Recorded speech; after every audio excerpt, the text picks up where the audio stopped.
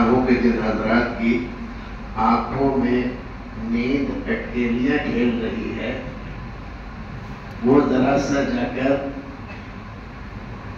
اپنی آنکھوں پر 2-4 جھپک کے پانی کے مار لیں تو شاید نشاط آ جائے اور جو بات کہی جائے وہ ہمارے کام آ جائے. کوئی تقریر نہیں کروانا ہے، صرف چند باتیں ہیں بطور نصیحت کے سمجھے، آپ ہمدردی کے سمجھے یا درد دل سمجھے، اس کے علاوہ کچھ نہیں ہے. آپ سب علماء ہیں، عالم ہیں، اپنی اپنی جگہ کے رہنما ہیں. آپ حضرات کی کیا رہنمائی کی جائے گی؟ آپ تو خود ہی رہنما ہیں. بس تھوڑی سی توجہ ان نقطوں کی طرف کرنا چاہوں گا جن کی طرف ہم توجہ نہیں کر رہے. اس کے علاوہ کوئی اور بات نہیں ہوگی انشاءاللہ.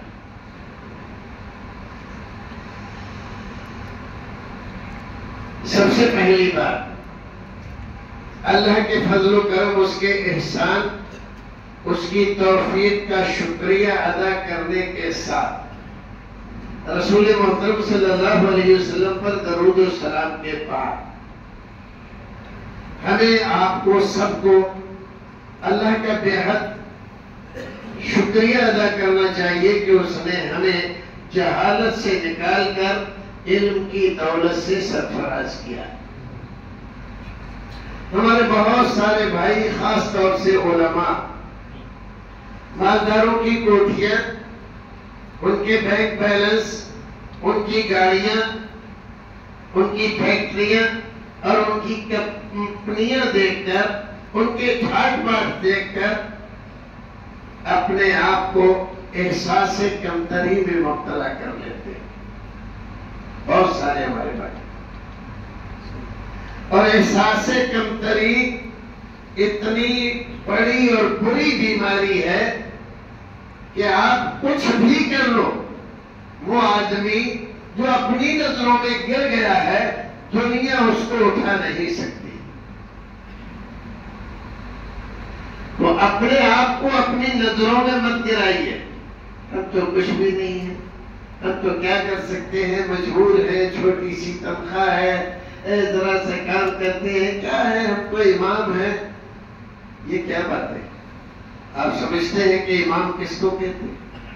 اگر دنیا والے نہیں سمجھ رہے تو اس کی وجہ سے ہم بھی اپنے آپ کو نہ سمجھیں. یہ دنیا والوں کی غلطی نہیں ہے، ہماری غلطی ہے، ہماری خودداری اور عزت نفس اگر ہماری نظروں میں محفوظ نہیں ہے تو دوسروں سے توقع نہ کریں کہ وہ آپ کی عزت کریں گے. اپنے آپ کو پہلے احترام دینا سیکھیں. اللہ کا فضل ہے،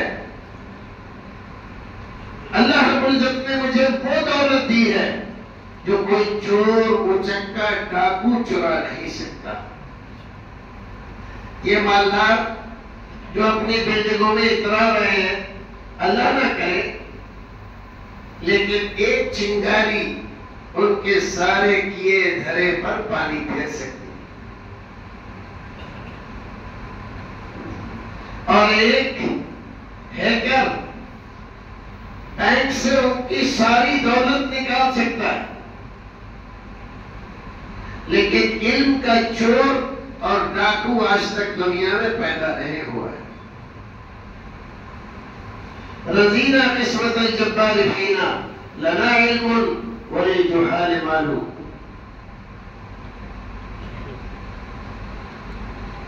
تو یہ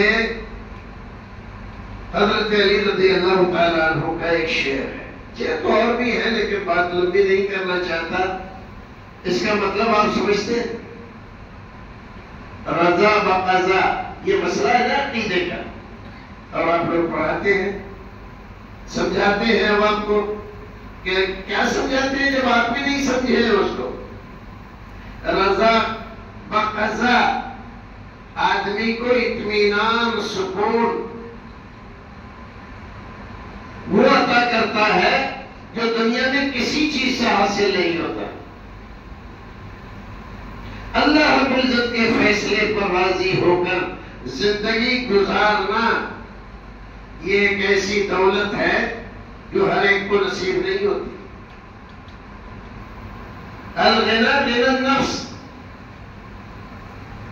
دل کی مالداری اصل مالداری ہے. مال، پیسے، بلڈنگ، زمین، جائیداد، فیکٹری اور کمپنی یہ مالداری نہیں ہے. ان کو ہر دن ہر وقت 99 کی فکر ہے، اور مل جائے اور مل جائے. لیکن جو غنی ہے اپنے نفس سے، اپنے دل سے، تو جتنا اس کے پاس ہے الحمدللہ، دال سے روٹی کھاتا ہے، چٹنی سے روٹی کھاتا ہے، اور الحمدللہ کہہ کر جب بستر پہ جاتا ہے تو اتنی چین کی نیند آتی ہے اس کو کہ مالدار بغیر گولیاں کھائے ہوئے نہیں سو سکتے. اور کبھی کبھی ڈوز زیادہ ہو جاتا ہے تو اسی میں نیچے سے اوپر پہنچ جاتا ہے. ہوتا ہے کہ نہیں؟ آپ لوگ پڑھتے ہیں مارو. تو اللہ رب العزت نے آپ کو جو دولت دی ہے یہ کسی دولت سے کم نہیں ہے، اور اس دولت کا کوئی مقابلہ نہیں کر سکتا. تو رضا بقضا، اللہ کے فیصلے پر راضی ہو کر زندگی گزارنے کا عہد کر لیجئے.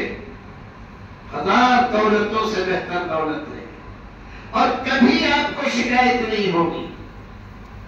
ایک مولوی معمولی تنخواہ پہ گزارا کرتا ہے اور ایک آدمی 1000-2000 روزانہ کماتا ہے، لیکن آپ دیکھو مولوی کے کپڑے صاف ستھرے رہتے ہیں.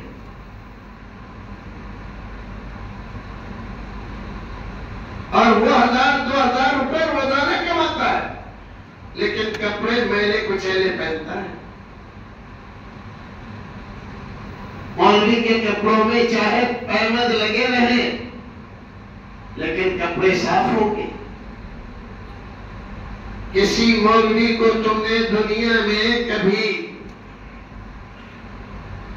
فکر معاش میں پھانسی لگا کر مرتے ہوئے سنا ہے؟ نہیں. معمولی تنخواہ.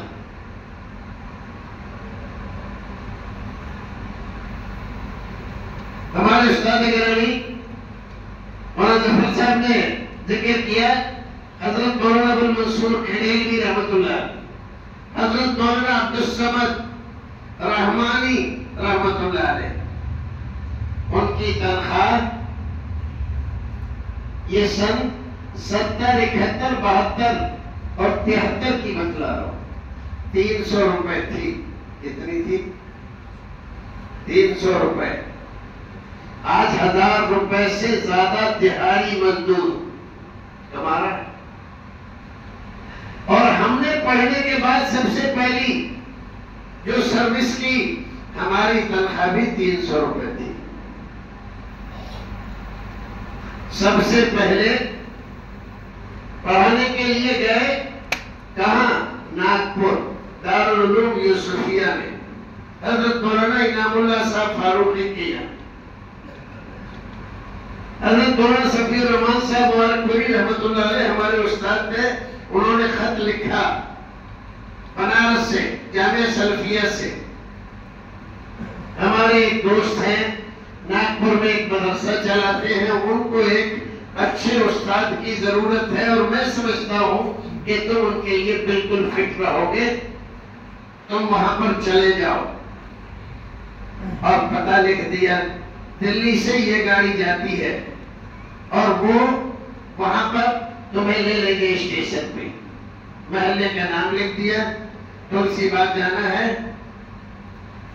یہ نہیں پوچھا ہم نے کہ تنخواہ کیا دیں گے، آپ بھیج تو رہے ہیں ہمیں، ہم نے ان سے یہ نہیں پوچھا۔ استاد ہیں ہمارے،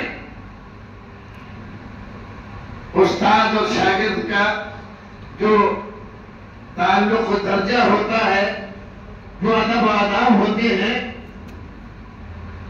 مانے تھے، یہ نہیں پوچھا کہ کیا تنخواہ دیں گے، استاد کا حکم ہے چلے گئے۔ تو کتنی تنخواہ تھی؟ 300 روپے۔ اور یقین جانیے گا ہمارا کوئی خرچ نہیں، بیڑی پیتے نہیں، پان کھانے کی عادت نہیں، اور بھی کسی بھی طرح کی کوئی واحیات، یہاں تک کہ چائے کی بھی عادت نہیں، اور ایک آدھ وقت اگر کھانا بھی نہ ملے تو بھی کوئی پریشانی۔ بات سمجھتے ہیں؟ اس لیے کبھی کوئی پریشانی، کوئی شکایت کسی سے نہیں ہوئی۔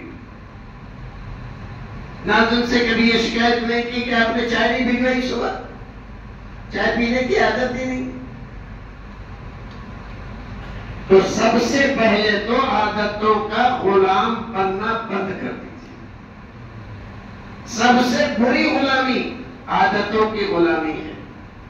ہمارے علماء کرام میں کسی کو پان کھانے کی عادت ہے، اور کسی کو چائے کی عادت ہے، اور کسی کو نہیں، کچھ لوگوں کو گل کی عادت ہے۔ بھائی ہم سب منع کرتے ہیں ناجائز ہے، حرام ہے، اور ہم ہی کر رہے ہیں۔ کوئی سب کے سامنے نہیں کرتا تو لیٹرین میں بیٹھ کے کر رہا ہے، یار کیسی بات ہے، یہ ہم کو کرنا چاہیے بات ہے، ہمیں تو سب کو منع کرنا چاہیے۔ تو عادتوں کی غلامی چھوڑ دو۔ آج کی مجلس کا پہلا پیغام یہ ہے کہ آج سے ہم عادتوں کی غلامی نہیں کریں گے۔ وہ ٹھیک نہیں ہے، کیا ہوا؟ یار چائے نہیں ملی، وہ چائے نہیں ملی ہے تو موڈ بڑا کرو۔ ہمارے یہ بیٹھے ہوئے ڈاکٹر صاحب، سر میں درد ہو رہا ہے، اب تو لوگوں نے درد کو مذکر سے مؤنث کر دیا، درد ہو رہی ہے۔ کیا لوگ ہیں، اردو خراب کر رہے بھائی، یہ کب سے ہونے لگی؟ تو درد ہو رہا ہے، یہ تصحیح کر لیجئے۔ بہت سارے لفظ ہمارے آج بھی یہاں پر خطاب میں کئی حضرات نے ایسے بولے جو ایک عالم کو نہیں بولنا چاہیے۔ تو درد مذکر ہے، مذکر ہی رہنے دیجئے، اس کو مؤنث مت کیجئے آپ۔ تو چائے نہیں ملی ہے تو درد ہو رہا ہے، کیا وہ بات ہوئی؟ کسی بھی عادت کا غلام مت بنیے آپ، ورنہ ہمیشہ زندگی بھر تکلیف میں رہیں گے۔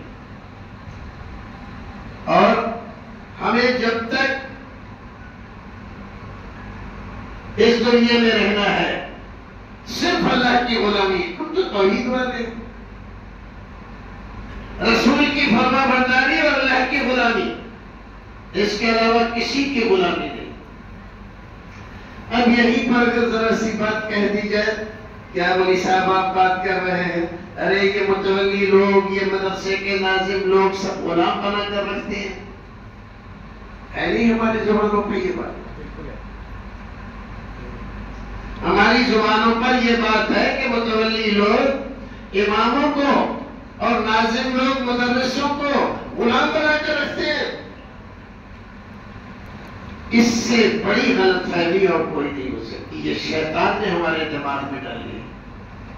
تصحیح کر لیجئے اس کی، متولی کے خلاف کتنا ہی بد اخلاق ہو اور ناظم کتنا ہی بڑا بد اخلاق ہو، لیکن ایسی بات مت کہیے۔ آپ عالم ہو، جو ذمہ داری ہماری ہے دعوت کی، تبلیغ کی، امر بالمعروف نہی عن المنکر کی، یہ ذمہ داری ہم نبھا نہیں پا رہے حالات کی وجہ سے، تو یہ لوگ ہمارے معاون ہیں،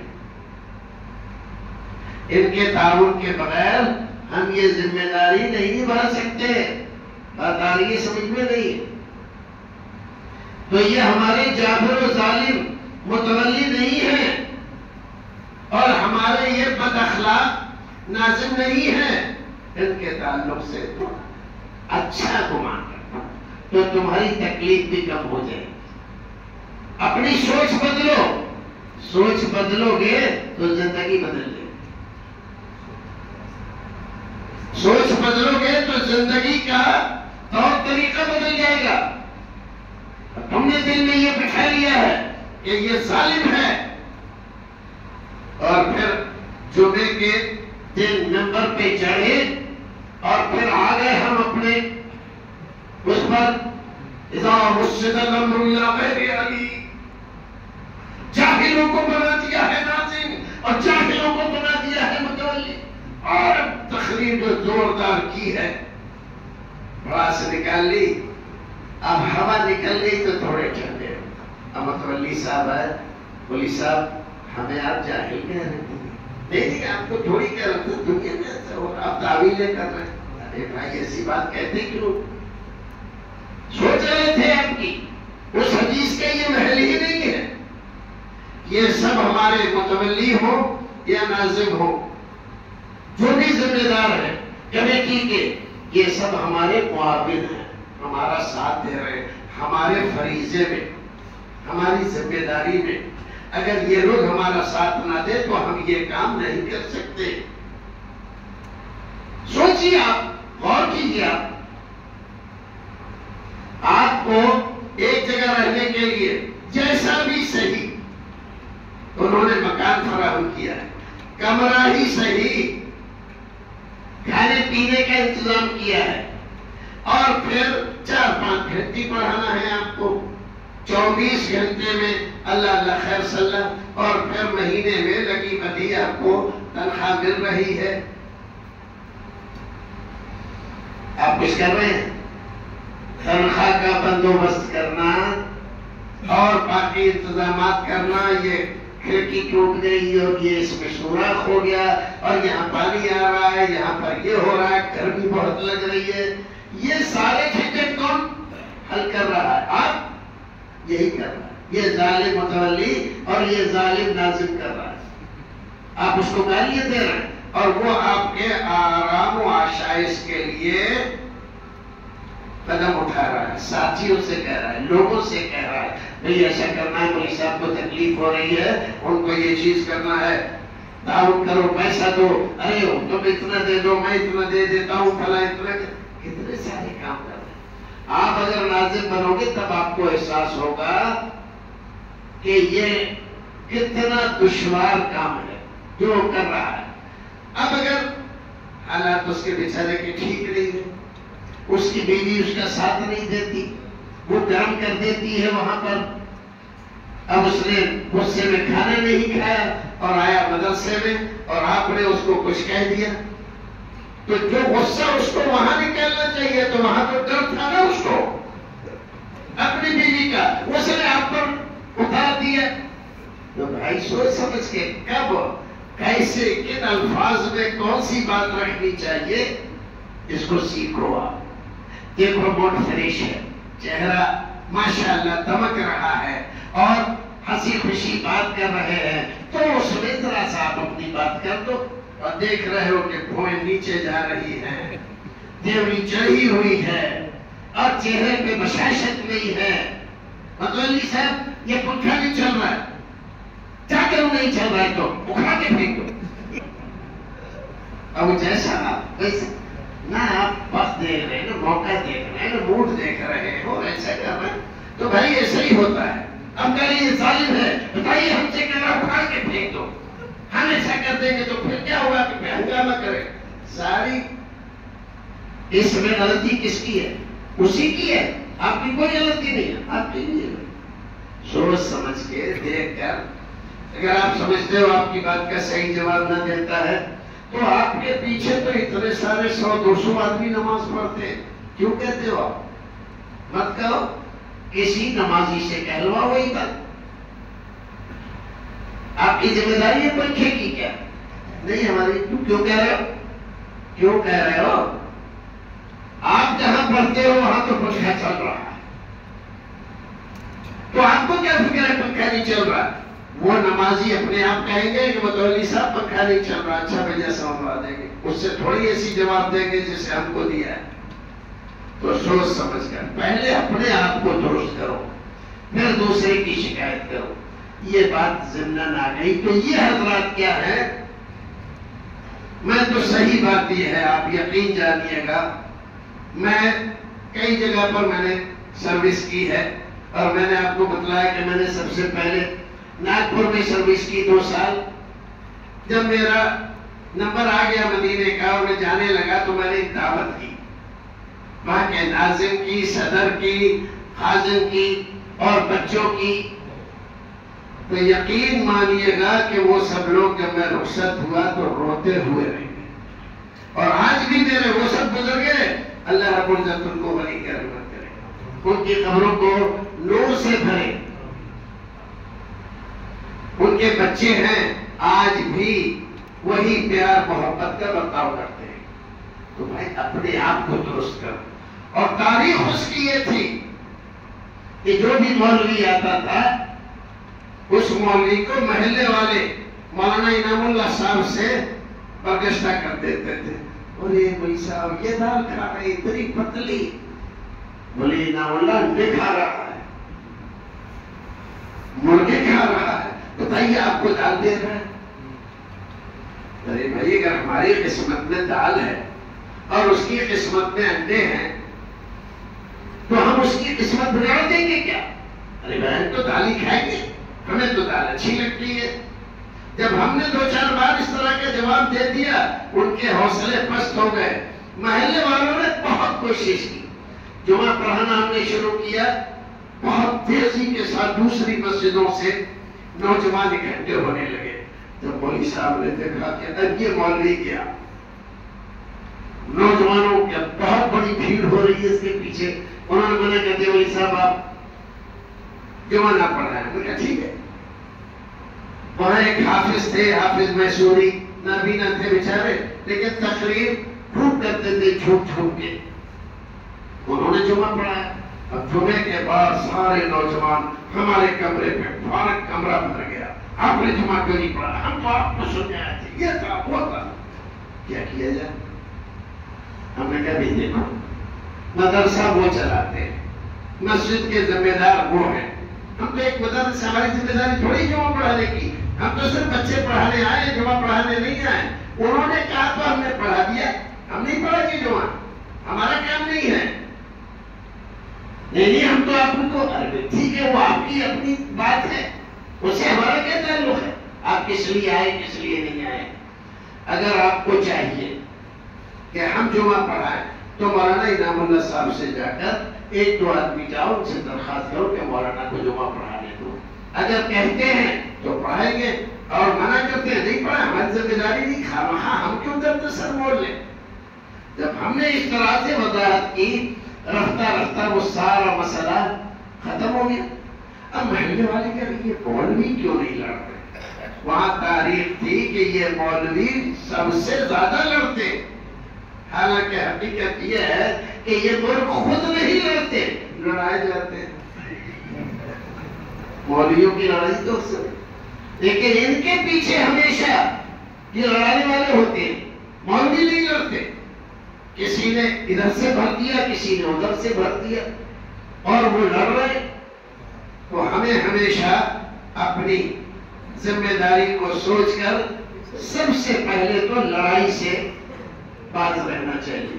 کوئی آ کر چوری کر، کوئی صاحب آپ کے بارے میں ایسا ایسا کہہ رہے تھے، اچھا کیا بہت غلط آدمی، ایسا نہیں کہنا چاہیے، ان کو جاؤ میں پوچھوں گا، ان کو ایسا کہہ دیا اور کبھی پوچھا ہی نہیں، وہ کیوں کہیں گے؟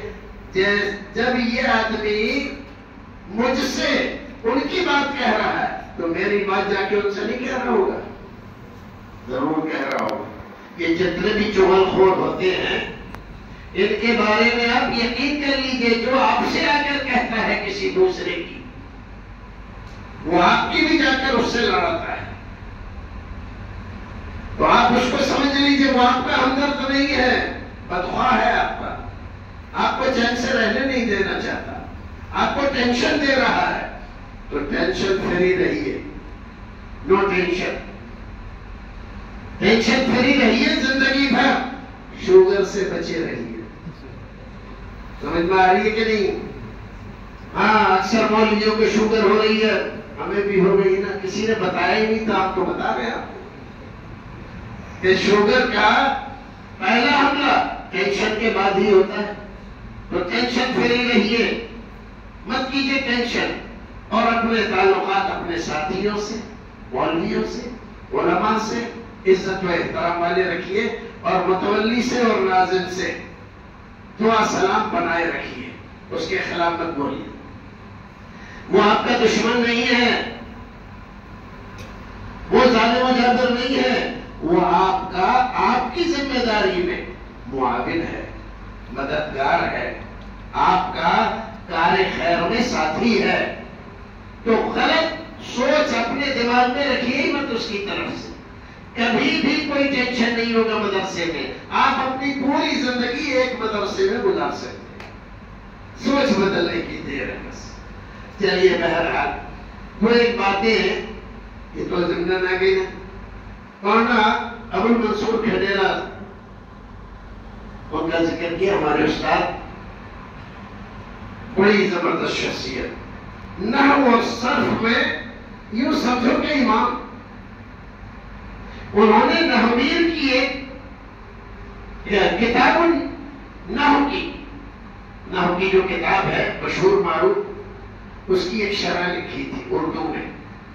تناز و فعلان کی جب بحث آئی تو وہ شرح لے کر آئے اور ہم کو سمجھایا کہ دیکھو اس کی 4 شکلیں ہوتی ہیں، اور یہ 4 یہاں پر اور یہاں پر 4 طریقے، یعنی بہت آسانی سے سمجھ میں آ گیا تناز و فعلان.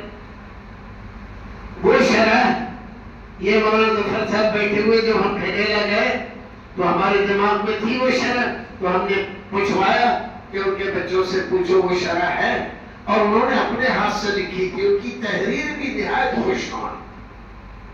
کتاب نہیں ملی. ہم نے کہا اس وقت تو ہم اس لائق نہیں تھے، لیکن آپ تو سب چھپا سکتے ہیں وہ، لیکن نہیں ملی. کتنے بڑے بڑے ہیرے ہم نے ضائع کر دیے.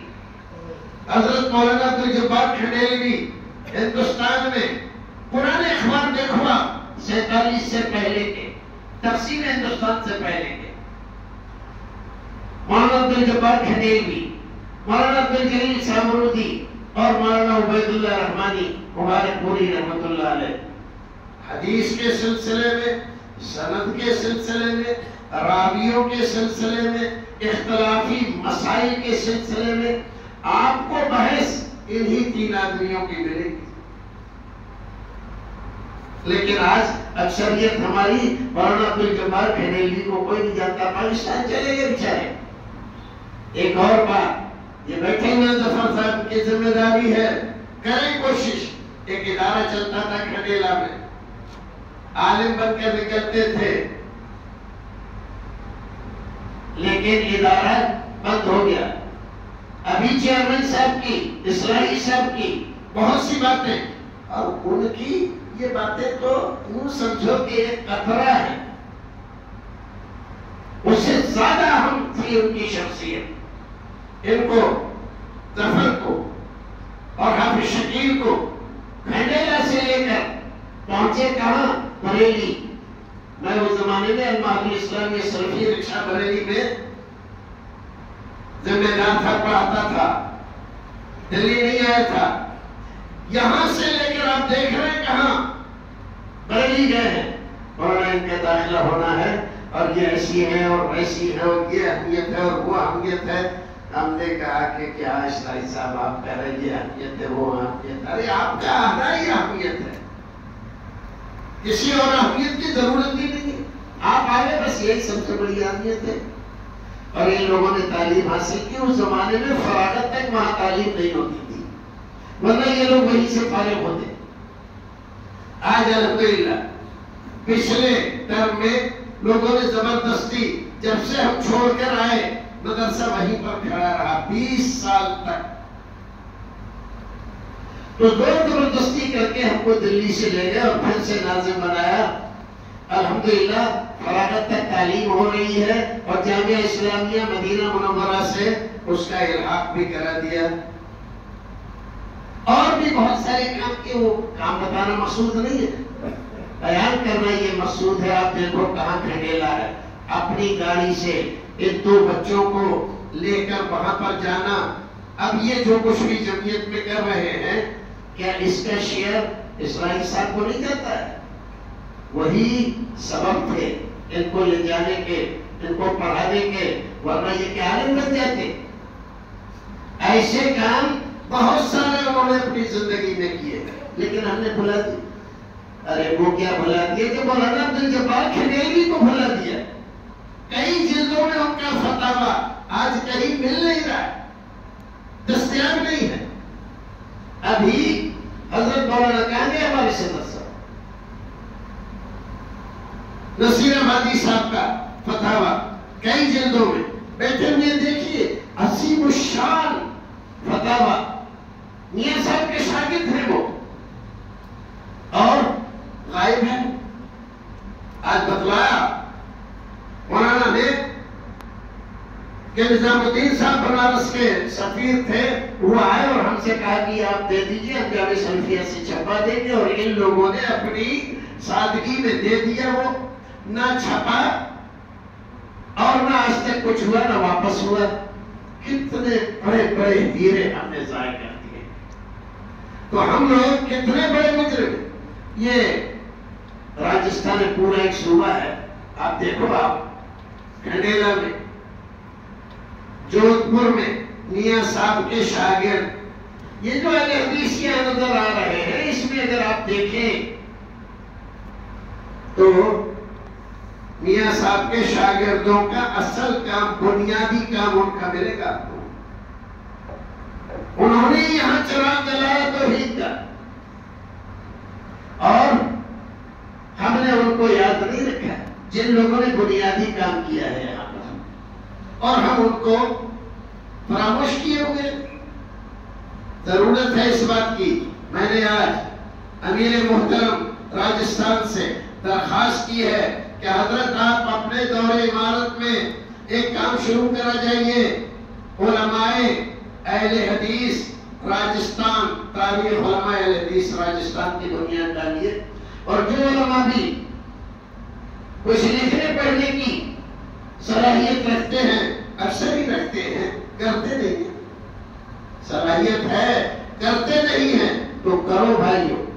جیسا بھی ہو، جیسا بھی آپ لکھ سکتے ہیں. ٹوٹا پھوٹا ایک واقعہ ان کا، فلاں صاحب سے ایسا ہوا، فلاں صاحب سے. پھر کوئی آدمی جس کی تحریر اچھی ہو، زبان اچھی ہو، اس کو دے دیا جائے گا یہ سارا مسودہ، اور وہ اس کو سامنے رکھ کر بہتر انداز میں اس کو ترتیب دے کر تاریخ اہل حدیث راجستھان، تاریخ علماء اہل حدیث راجستھان محفوظ ہو جائے گی تاریخ. تو آپ کرو، ضروری ہے کرنا. اور کبھی بھی اپنے ذمہ داروں سے، بہت ساری خرابیاں ذمہ داروں میں، اور کچھ ہم نے بھی، کچھ لوہا کھوٹا ہے، کچھ لوہا کھوٹا ہے، دونوں طرف کھوٹ پایا جاتا ہے. لیکن اس کے باوجود آپ دعا کرو. حجاج بن یوسف کا زمانہ تھا، بڑا ظالم، بڑے بڑے علماء کو اس نے سولی پہ چڑھا دیا. لوگ گئے حسن بصری کے پاس، وہ اس زمانے کے بڑے عالم محدث، ان کے پاس گئے اور کہا کہ حضرت اب تو حد ہو گئی، اب تو اس کے لیے فتویٰ کر دیجئے، اس سے پیچھا چھوٹے امت کا. فرمایا کیا اللہ کے غضب کو اللہ کے غضب سے دور کرنا چاہتے ہو؟ بات سنو، عالم اس کو کہتے کیا اللہ کے غضب کو اللہ کے غضب سے دور کرنا چاہتے ہو؟ حجاج بن یوسف ثقفی اللہ کا غضب ہے، تمہاری بدعمالیوں کے نتیجے میں تمہارے اوپر مسلط ہوا ہے. اور بددعا جب آئے گی تو اللہ کا غضب لے کر آئے گی. غضب کو غضب سے نہیں دور کیا جا سکتا. دعا کرو اس کے لیے کہ اللہ تعالیٰ اس کی اصلاح فرما دے. اب آپ دیکھو یہ لاڈنو ہے. تم لوگ پچھلی بار آئے تھے، پتہ نہیں کب آئے تھے.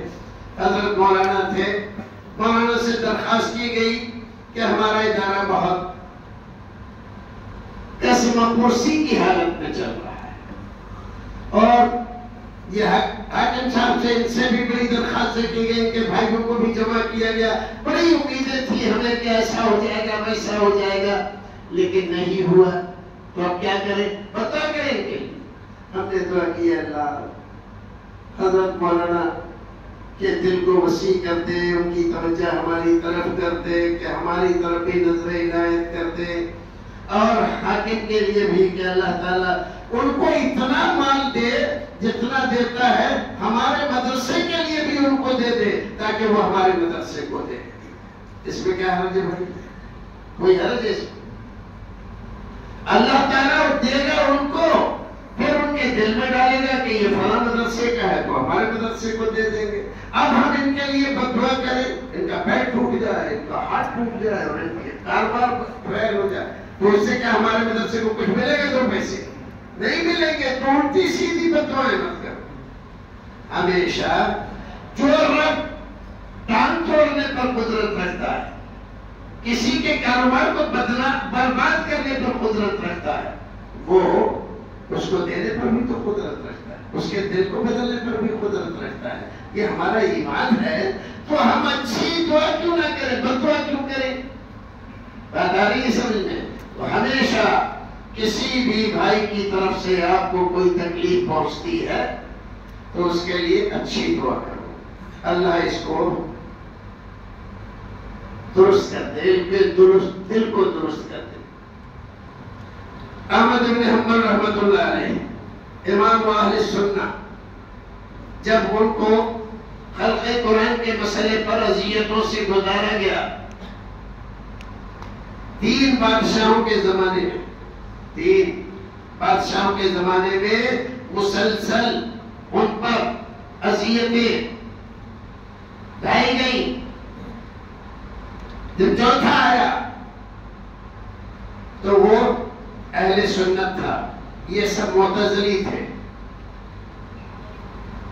تو اس نے ان اذیتوں سے ان کو نکالا، عزت اور احترام ان کا واپس کیا، اور ان کے دربار میں آ کر امام احمد بن حنبل کے یہاں آ کر اور بڑی لجاجت کے ساتھ اس نے درخواست کی کہ امام، میں آپ سے درخواست کرتا ہوں کہ آپ میرے بھائیوں کو، میرے والد کو آپ معاف کر دیں، انہوں نے جو آپ کے ساتھ گستاخیاں کی، تکلیفیں، پریشانیاں۔ تو امام صاحب نے فرمایا اس کی ضرورت نہیں، میں نے اس دن ہی ان کو معاف کر دیا تھا، میں نے ان کو اس دن ہی معاف کر دیا تھا جب انہوں نے میرے ساتھ یہ زیادتیاں کی تھی۔ 2 وجہ سے، ایک تو یہ کہ وہ حاکم ہے مسلمانوں کا حاکم چاہے ظالم ہو، جب تک رہتا ہے تو مسلمانوں کی رسی مضبوط رہتی ہے، ان کی قوت بنی رہتی ہے، دشمن ان سے گھبراتا ہے۔ دوسرے، اللہ کے رسول سے ان کا جو خاندانی تعلق ہے اس کی وجہ سے، وہ بنو عباسیہ کہلاتے تھے، حضرت عباس تو رسول اکرم کے چچا ہیں۔ ان 2 وجہ سے میں نے ان کو اسی وقت معاف کر دیا تھا، ورنہ جو اذیتیں، ایک فلم بنی ہے امام احمد بن حنبل کے نام سے، آپ عربی میں ہے تو آپ کا دیکھنا چاہیں تو دیکھ سکتے ہیں۔ اس وقت آپ کو اندازہ ہوگا تو اذیتیں کیا تھی۔ ہم تو یہ کہتے ہیں کوڑے کروائے گئے، اور کوڑے کے تصور ہمارے یہاں ایک سوتی کپڑے کا کوڑا بنایا اور اس کو مارا۔ بھائیو، یہ کوڑے نہیں ہیں، ہمیں تصور ہی نہیں ہے پورا۔ آپ یہ فلم دیکھو گے تو آپ کو اندازہ ہوگا کہ کیسی اذیتیں ہوتی تھی۔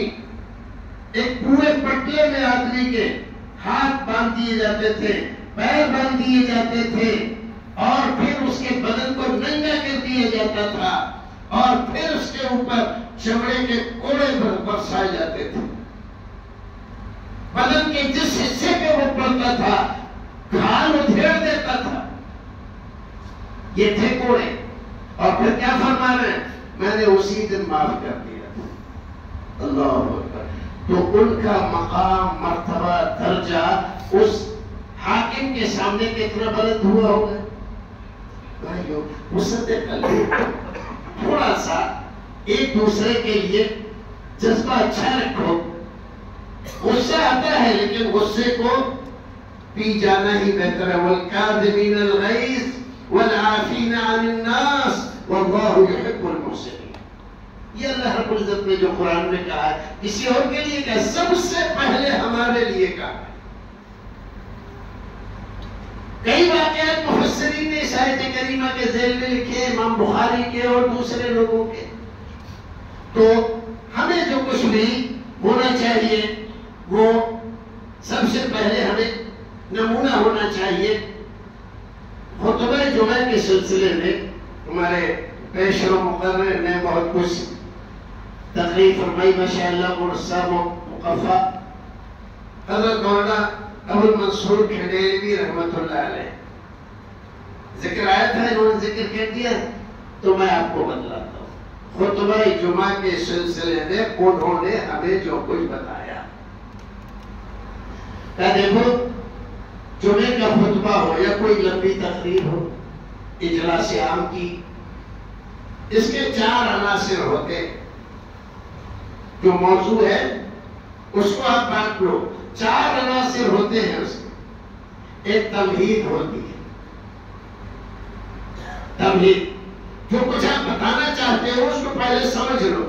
مان لی جمعے کا خطبہ، تو جمعہ، اس کی اہمیت اسلام میں، 1-2 حدیث اس کے بارے میں، یہ تو ہو گیا، تمہید ہو گئی جمعہ۔ پھر اب اس کے بعد آپ کو قرآن شریف کی کم سے کم ایک آیت کریمہ، کم سے کم ایک اللہ کے رسول کی حدیث صحیح، یہ آپ کا صلب موضوع ہے۔ اس آیت کریمہ کی تفسیر آپ دیکھ لو، مفسرین کیا کہتے ہیں، اس کی تشریح، اس کا معنی، مطلب، اور اس حدیث کی شرح میں شارحین حدیث نے کیا لکھا ہے وہ آپ پڑھ لو، ٹھیک ہے؟ اب ایک ہے اختتامیہ، جو کچھ آپ نے بیان کیا ہے اس کو دوبارہ دوہرا دو تاکہ لوگوں کو یاد رہ جائے۔ اور چوتھی بات ہے کہ ایک واقعہ اللہ کے رسول کا، صحابہ کرام کا، تابعین اعظام کا، محدثین کرام کا، بس ہو گیا جمعے کا خطبہ۔ یہ 4 عناصر ہیں جمعے کے خطبے کے۔ یہ کس نے بتلایا؟ ہمارے استاد نے، ہم چھوٹے تھے اس زمان، تو تب سے یاد ہے، اور ہم نے یہ پایا اپنی زندگی میں کہ انہوں نے جو کچھ بھی بتلایا تھا وہ بالکل 100% درست ہے اور ہر جگہ چلتا ہے۔ ایک واقعہ آپ جمعے میں کوئی بھی موضوع ہو، ایک واقعہ سنا دو، تو جتنی آپ کی تقریر 20 منٹ کی کام نہیں کرتی ہے، اتنا ایک واقعہ کام کر جاتا ہے، وہ زیادہ سمجھ میں آتا ہے لوگوں کو۔ پھر جو کچھ بھی آپ نے کہا ہے آخر میں اس کو سمیٹ لو، اور اسی کی مناسبت سے دعا ہونی چاہیے۔ اب خطبہ تو ہم نے دیا جمعے کی فضیلت پر، اور دعا کیا کرنا ہے؟ اللہ تعالی ہمارے بچوں کو تعلیم میں ترقی عطا فرمائے۔ کیا بات ہے؟ آپ کہو کہ اللہ تعالیٰ قوم مسلم کو جمعے کی اہمیت سمجھنے کی توفیق عطا فرمائے، جو لوگ دیر سے آتے ہیں ان کو پہلے آنے کی توفیق عطا فرمائے، اللہ تعالیٰ جمعے کی برکتوں سے ہماری جھولیاں بھر دے۔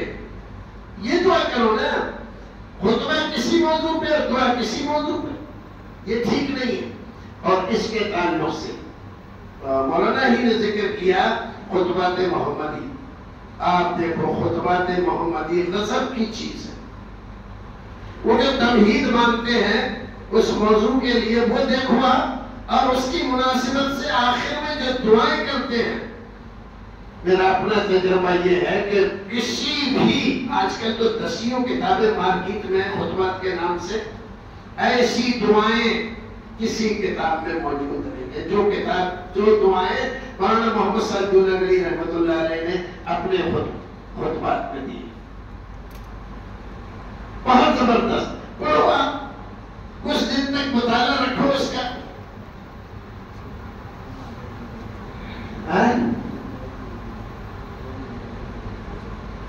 آپ کتنا ہونا چاہیے، وہ ایک الگ مسئلہ ہے. 1 گھنٹے میں ہو جائے. خطبات جمعہ تو آدھا گھنٹہ بہت ہے، 15-20 منٹ بھی بہت ہے. اگر آپ اس امید پہ کبھی لوگ نہیں آئے تھوڑا سا اور بڑھا دیا، بھی لوگ نہیں آئے اور بڑھا دیا، جتنا تم بڑھاؤ گے اتنا یہ پیچھے رہیں گے. خواہ مولویوں کو مولوی صاحب 1 گھنٹہ تقریر ہوگی اور وہ بیچارہ 1 گھنٹہ گھسیٹ چکا، جو بات کہہ چکا اسی کو 4 بار ادھر سے ادھر سے کرے جا رہا ہے. اس مصیبت میں پھنسا دیا. یہ سب مت کرو ہے، چچی تلی بات کرو. اگر 20 منٹ کا ہے بہت ہے، 20 منٹ میں ختم.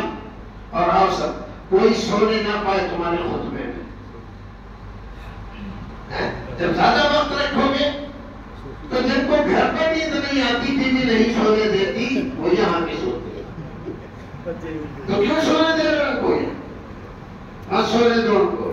تو جمعے کا خطبہ مختصر رکھو اور بتاؤ اپنی بات، تو انشاءاللہ آپ کا خطبہ مفید ہوگا.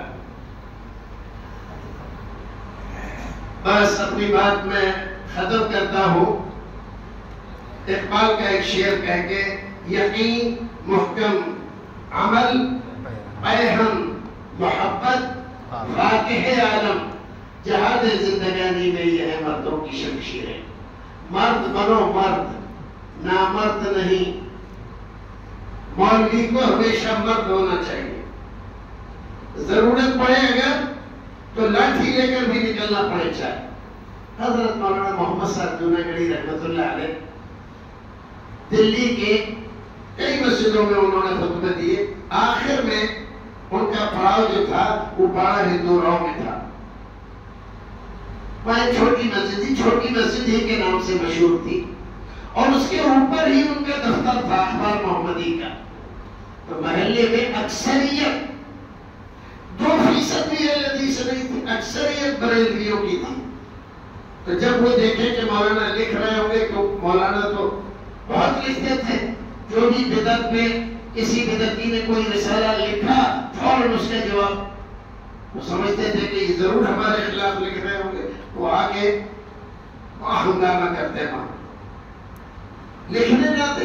محلہ مسلمانوں کا کیا کیا جائے؟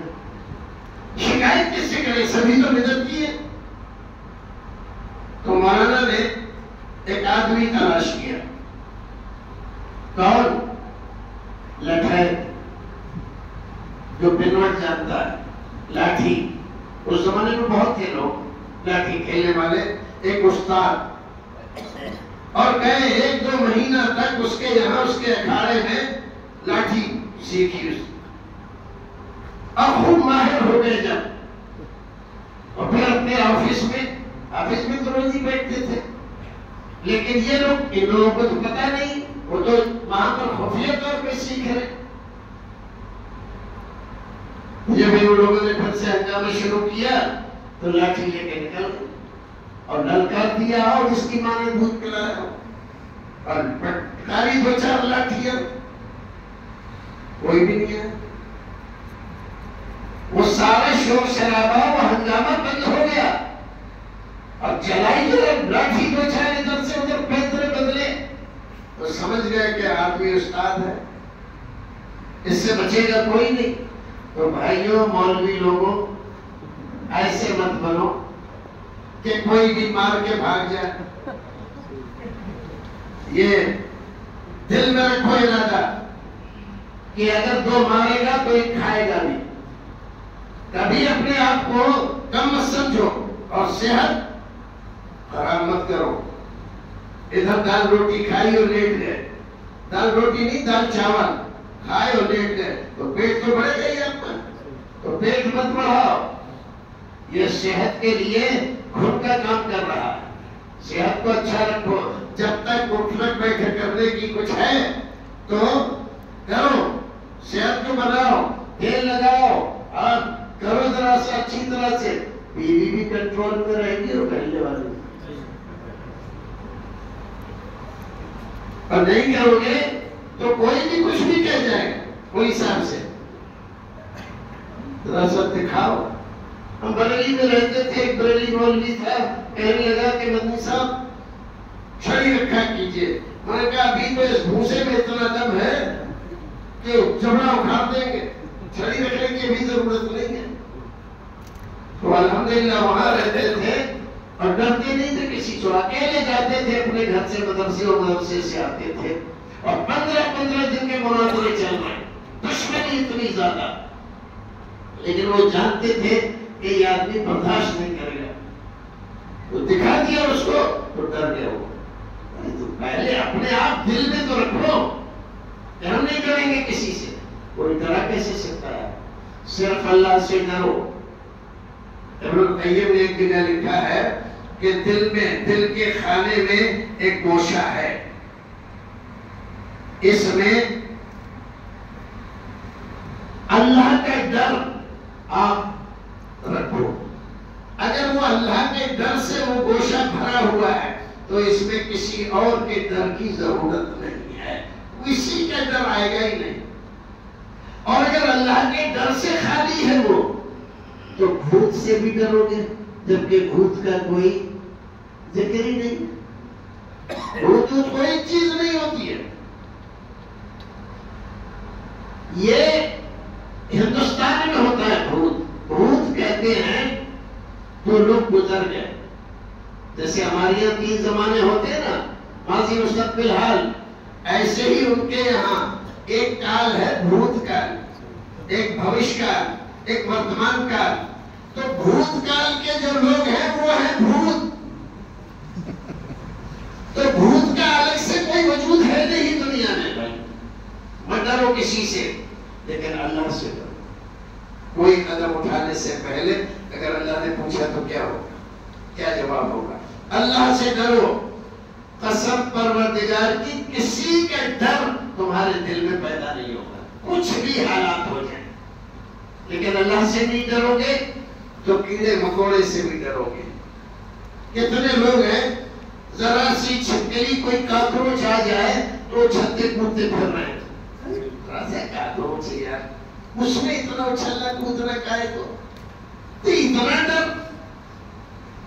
عالموں کی یہ شان نہیں ہے، عالم سب سے زیادہ نڈر ہونا چاہیے، اتنے پاور اس میں ہونی چاہیے کہ کبھی مسئلہ آئے اول تو غصہ نہیں ہونا چاہیے، لیکن آئے، اگر آئے غصہ تو آدھا ڈوز نہیں پورا ڈوز دینا چاہیے، پھر آدھا نہیں تو رعایت نہیں کرنی چاہیے، پھر تو جتنا بھی کر سکتے ہو سب کر دو، بعد میں دیکھا جائے ہوگا بھی۔ ایک آدمی قتل کر دے تو جیل جائے گا، اور 10 آدمیوں کو قتل کر دے تو کیا کریں گے؟ کوئی نئی جیل بنائیں گے اس کے لیے، تب بھی جیل ہی جائے گا۔ تو جب قتل ہو گیا ہے تو 10 صحیح، آئی بات سمجھ میں؟ تو 10 صحیح، تو پھر پیچھے مت ہٹو، جو کچھ بھی کر سکتے ہو کر دو۔ لیکن اگر ایسے حالات نہیں ہیں تو اپنے آپ کو بچا کر رکھو، آپ کے ہاتھ سے، آپ کی زبان سے، آپ کے پیر سے کسی کو تکلیف نہیں ہونی چاہیے۔ لیکن اگر کوئی آدمی مان ہی نہیں رہا، سر ہی پہ چڑھ رہا ہے، تو پھر جو طرح سے اچھی طرح سے کہاں یہاں، اسی وقت پیچھے ہٹ جائے گا، بھاگ کھڑا ہوگا۔ تو ہمت رکھو، ہمت سے سب کچھ کام حل ہو جاتے ہیں۔ بھروسہ اللہ پہ رکھو، ڈر اللہ کا رکھو، باقی کسی کا ڈر نہیں۔ اللہ رب العزت ہمیں اور آپ کو عمل کرنے کی توفیق عطا فرمائے۔ وقت کافی ہو گیا، پھر انشاءاللہ کبھی موقع ملا تو اور باتیں کی جائے گی۔ بہت بہت شکریہ تمام حضرات کا، آپ حضرات نے سو رہے تھے، جاگ کر باتیں سنی، اور جن لوگوں نے یہ موقع فراہم کیا ان کا بہت بہت شکریہ۔ اور ہمارے جو علماء لادو کے ہیں، ماشاءاللہ اللہ تعالیٰ ان کو ہمیشہ جوان رکھے۔